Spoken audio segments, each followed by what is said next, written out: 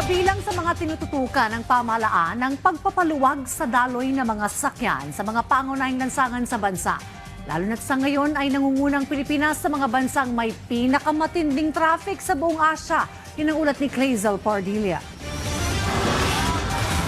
Pagod na nga sa trabaho, bugbog pa sa biyahe ang karpinterong si Christopher na nagko-commute mula Commonwealth hanggang Ortigas, papasok at pauwi ng trabaho.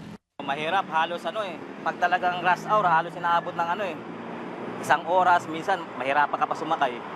Talagang kailangan may pagsapalaran ka, may habulin mo yung bus o kaya jeep. Ayon sa pinakabagong TomTom Traffic Index 2025, Pilipinas ang may pinakamalalang traffic na bansa sa Asya. Higit 31 minuto anya ang kailangan ubusin para makabiyahe ng 10 kilometro.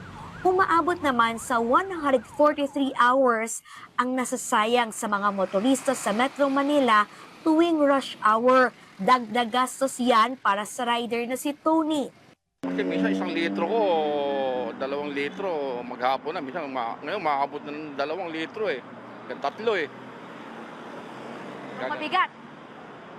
Oo naman. Pambili mo na sana ng ano yun. Siyempre, pambili ng bigas sa ulam. Pagtitiyak ng Malacanang, tinututukan ng administrasyon ni Pangulong Marcos ang pagpapaluwag ng trapiko sa mga pangunahing lansangan sa bansa. Kabilang sa mga ipinatutupad na hakbang para mabawasan ang trapiko ay ang rehabilitasyon ng EDSA mula Rojas Boulevard, Pasay City hanggang sa Orense, Makati City. Paghahanda rin ito sa gaganaping ASEAN Summit na isa sa pinakamalaking event sa bansa na dadaluhan ng mga leader sa iba't ibang panig ng mundo. With the addition of General Torre as the new General Manager of the MMDA, he comes with a new perspective na ngayon ay inaaral. We will simulate and soon implement. Kung makakaasa po kayo, ito naman po ay tinutugunan at hindi naman to tinutulugan ng pamahalaan. Nagkakataon lamang po talaga siguro may mga pagkakataon na may issue about traffic. Pero ito po ay tinutugon naman po ng ahensya. Una na ring sinabi ng Transportation Department ang pagdaragdag ng higit 30 Dalian trains ang MRT3 ngayong taon.